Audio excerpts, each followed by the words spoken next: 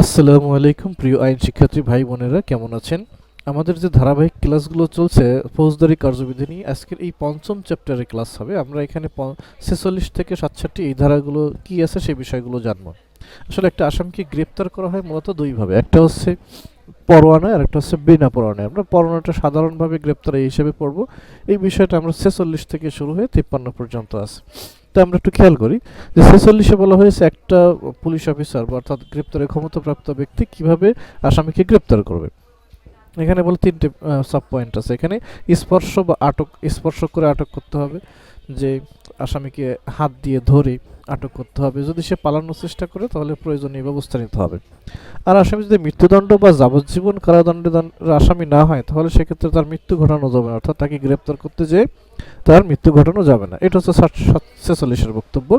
এবারে ধারা 47-এ বলা আছে যে যাকে গ্রেপ্তার করতে হবে সেই ব্যক্তি এমন স্থানে প্রবেশ করেছে সেই স্থান তল্লাশি, অর্থাৎ সেই ব্যক্তি যদি এমন কোনো স্থানে প্রবেশ করে যেখানে পুলিশ জানে বা তার বিশ্বাস করবার কারণ আছে যে আসামি ঠিক এখানে পলায়নরত অবস্থায় আছে, তাহলে পুলিশ অফিসারকে সেখানে সেই স্থানের মালিক তাকে পুলিশ অফিসারকে অবাধে প্রবেশের সুযোগ দেবেন, সেইখানে যেয়ে সে আসামিকে গ্রেপ্তার করতে পারবে। আর ধারা 48-এ বলা হচ্ছে প্রবেশ করা যাইতেছে না সেই ক্ষেত্রে পদ্ধতি, এমন একটা স্থান যেখানে আসলে প্রবেশ করা যাচ্ছে না, তাহলে সেই ক্ষেত্রে দরজা বা জানালা ভেঙে প্রবেশ করা যাবে। ঠিক আছে। আর ঠিক এই আটকের ব্যাপারটা দেওয়ানি কার্যবিধিতেও আছে। 55 এবং 62 ধারায় যে বিষয়গুলো আছে সিআরপিসিতে, এই জন্য এখানে আমরা এই লিঙ্কটা দিয়ে রেখেছি। এবার যে আমরা দেখতে পাচ্ছি 39 ধারায় যে বিষয়টি আছে, এখানে মুক্তি লাভের পর দরজা জানালা ভাঙার ক্ষমতা, অর্থাৎ এমন একটা জায়গায় আসামি আটক করতে গেছে, সেখানে আটক করতে যাওয়ার পরে যে পুলিশ অফিসার নিজেই আটকা পড়েছে, তাহলে সে সেখান থেকে বাহির হওয়ার জন্য আবার দরজা জানালা ভেঙে বের হতে পারবে।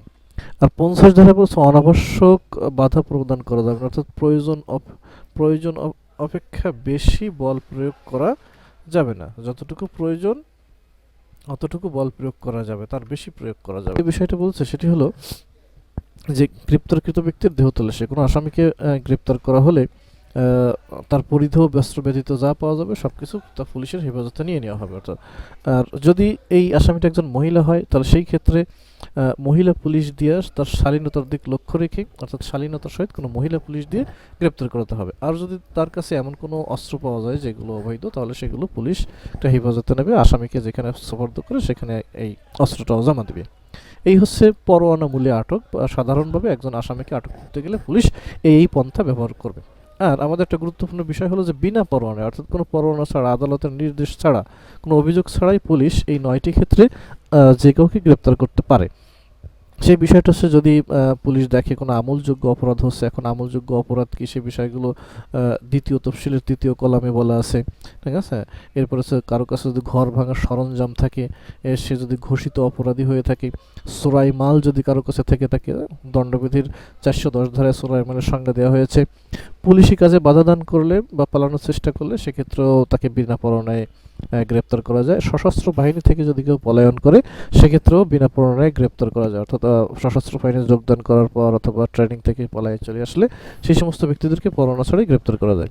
বাংলাদেশের বাহিরে সংগঠন করে আমলযোগ্য অপরাধ, কেউ যদি বাংলাদেশের বাহিরেও কোথাও আমলযোগ্য অপরাধ সংগঠন করে সেক্ষেত্রে তাকেও বিনা পরোয়ানায় গ্রেপ্তার করা যায়। আর যদি 565 ধারার 3 ধারা লঙ্ঘন করে, এখানে একটু বলে রাখি যে কোনো ব্যক্তির সাজা শেষ হওয়ার পর সে যে স্থানে বসবাস করে সেই স্থান সম্পর্কে সংশ্লিষ্ট থানায় তাকে জানিয়ে রাখতে হয় যে সে ওই জায়গায় বসবাস করছে। তার যদি বাসা চেঞ্জ করার প্রয়োজন হয়, তার ঠিকানা যদি পরিবর্তন করার প্রয়োজন হয়, তাহলে এই পুলিশকে ইনফর্ম করে তার ঠিকানা চেঞ্জ করতে হবে। আদারওয়াইজ যে এখানে এই যে ধারা বলে পুলিশ তাকে বিনা পরোয়ানায় গ্রেপ্তার করতে পারে। আর গ্রেপ্তারের জন্য যদি কোনো অফিসারের অনুরোধ থাকে, এই যে 9টা বিষয়, এই 9টা বিষয় আমরা সবসময় মুখস্থ রাখবো। এটা খুবই গুরুত্বপূর্ণ যে এই 9টি ক্ষেত্রে পরোয়ানা অর্থাৎ বিনা পরোয়ানায় পুলিশ যে কাউকে গ্রেপ্তার করতে পারে। এরপরে ভবঘুরে অভ্যাসগত দস্যু যদি থাকে তাদেরকেও গ্রেপ্তার করতে পারে, যেমন আত্মগোপনকারী, ঠগ, প্রকাশ্য জীবিকা নেই, অভ্যাসগত দস্যু, চোরাই মাল গ্রহণকারী, আমলযোগ্য অপরাধের উদ্দেশ্যে নিজের উপস্থিতি গোপন করেছে। এই শ্রেণীর ক্ষেত্রেও এই 55 ধারায় পুলিশ বিনা পরোয়ানায় গ্রেপ্তার করতে পারে। এরপরে 57 ধারায় আছে যে নাম ঠিকানা জানিতে অস্বীকৃতি, অর্থাৎ পুলিশ যদি নাম ঠিকানা জিজ্ঞেস করে, তার সে যদি জানাতে অস্বীকার করে বা মিথ্যা কথা বলে সেক্ষেত্রে পুলিশ গ্রেপ্তার করতে পারে।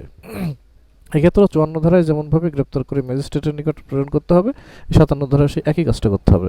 এরপরে যে 59 ধারায় যে বিষয়টা বলেছে, বেসরকারি ব্যক্তি যদি দেখে কেউ আমলযোগ্য অপরাধ করছে, ঠিক আছে, বা অপরাধী বলে ঘোষিত ব্যক্তি, এমন সব ব্যক্তিকে গ্রেপ্তার করতে পারে কোনো বেসরকারি ব্যক্তি। সেক্ষেত্রে যে যদি জামিন অযোগ্য বা আমলযোগ্য অপরাধ সংগঠনকারী এমন বিষয় হলে, অপরাধী বলে ঘোষিত ব্যক্তি যাকে ঘোষণা করা হয়েছে তাকে খুঁজে দিতে পারলে এই পুরস্কারে এই ধরনের ব্যক্তি তাদেরকে গ্রেপ্তার করতে পারে, নিকটস্থ থানায় সে প্রেরণ করবে। এই হচ্ছে 59 ধারার বক্তব্য। আর এইখানে দেখেন দণ্ডবিধির এই যে 69 ধারা 79 ধারায় লেখা হয়েছে, অর্থাৎ কোনো ব্যক্তি যদি মানে বেসরকারি ব্যক্তি যদি এরকম আমলযোগ্য অপরাধ করে এমন কাউকে ব্যক্তিকে যদি ধরে নিয়ে থানায় যায়, তাহলে সেই ব্যক্তি কোনো অপরাধ করেনি, সেই বিষয়টা দণ্ডবিধির এখানে উল্লেখ আছে।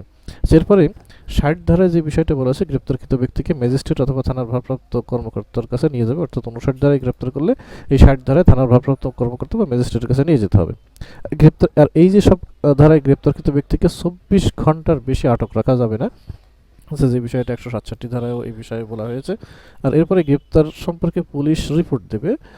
এখানে ডিএম, ডিস্ট্রিক্ট ম্যাজিস্ট্রেট, সিএমএম বা সিজিএম, এই ম্যাজিস্ট্রেটগুলোতে অর্থাৎ কাদের কাদের গ্রেপ্তার করা হয় আরও সেই সব ব্যক্তির নামের তালিকা বা তাদের সম্পর্কে পুলিশ এই সব ম্যাজিস্ট্রেটদেরকে রিপোর্ট করবে। এরপরে 63 ধারায় বলা হয়েছে গ্রেপ্তারকৃত ব্যক্তিদেরকে অব্যাহতি পাবে। এখানে যদি কেউ গ্রেপ্তার করা হয়ে থাকে তাকে নিজ মুসলেকে তাকে অব্যাহতি বা ছেড়ে দেওয়া যেতে পারে। ম্যাজিস্ট্রেট যদি কোনো বিশেষ আদেশ দেয় সেক্ষেত্রে তাকে ছেড়ে দেওয়া যেতে পারে, আর জামানতের মাধ্যমে তাকে ছেড়ে দেওয়া যেতে পারে। অর্থাৎ এইভাবে গ্রেপ্তারকৃত ব্যক্তিদেরকে এই 3টে পদ্ধতিতে তাদেরকে ছেড়ে দেওয়া যেতে পারে। এরপরে 64 ধারাতে ম্যাজিস্ট্রেটের উপস্থিতিতে যদি অপরাধ হয় তাহলে সেই সাথে সাথেই তিনি তাকে গ্রেপ্তার করাতে পারেন, অথবা ম্যাজিস্ট্রেট কর্তৃক বা ম্যাজিস্ট্রেটের উপস্থিতিতে গ্রেপ্তার, অর্থাৎ ম্যাজিস্ট্রেট উপস্থিত থেকে নির্দেশ দিতে পারেন অন্য কাউকে যে তাকে গ্রেপ্তার করা হোক বা অপরাধীকে গ্রেপ্তার করা হোক। আর পলায়ন করিলে আসামিকে অনুসরণ বা পুনরায় গ্রেপ্তার করিবার ক্ষমতা এই 66, যে আসামি যদি পলায়ন করে তাহলে ম্যাজিস্ট্রেটের নির্দেশক্রমে বাংলাদেশের যে কোনো প্রান্তে তাকে অনুসরণ করা যায়। তো এই হচ্ছে আমাদের গ্রেপ্তার করার যে পদ্ধতিটা। তাহলে আমরা এখান থেকে জেনে নিলাম যে গ্রেপ্তার করার দুইটা পদ্ধতি, একটা পরোয়ানায়, একটা বিনা পরোয়ানায়। এটা সিআরপিসির 5ম চ্যাপ্টারে মোটামুটি 46 থেকে 67 ধারার মধ্যে আলোচনা করা হয়েছে। আমাদের এই ছোটো ছোটো ভিডিও আমরা এই সব বিষয়ে আপনাদের সামনে সহজভাবে উপস্থাপন করব। আরও বিস্তারিত কোনো কিছু জানার থাকলে আপনারা কমেন্ট বক্সে জানাবেন। এই শুভকামনায় সবাই ভালো থাকেন। পরবর্তী ক্লাসে সবার সাথে দেখা হবে। আল্লাহ হাফেজ, আসসালামু আলাইকুম।